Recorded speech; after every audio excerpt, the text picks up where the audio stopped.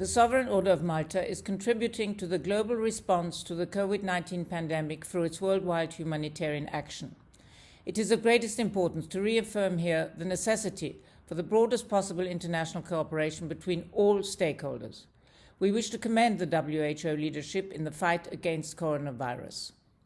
The vital role played by faith-based institutions in this emergency is being widely acknowledged. WHO recognizes that religious leaders, faith-based organizations, and faith communities can play a major role in saving lives and reducing illness related to COVID-19.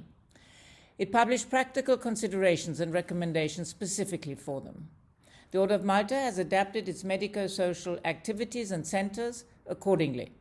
Its hospitals, clinics, and ambulance services are fully active.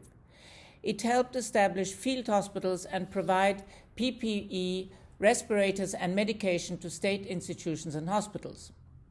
Maltese International is intensifying hygiene kit distribution and wash programs, especially for displaced persons in camps. Furthermore, the Order's government recently launched the Doctors to Doctors project with the aim to gather on a virtual platform health experts sharing knowledge and strategies. The project is intended to help countries facing socio-political instability, economic challenges, violence, and conflicts to deal with the pandemic.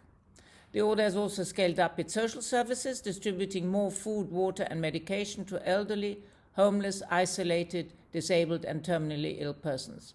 Psychological hotlines and online support platforms have been established to provide comfort to all those distressed by the situation. A number of countries like Germany, Austria, Hungary, Taiwan, and Lebanon supported the works of the Order in fighting COVID-19, both in their countries and in third countries, thus witnessing international solidarity and support where it was mostly needed.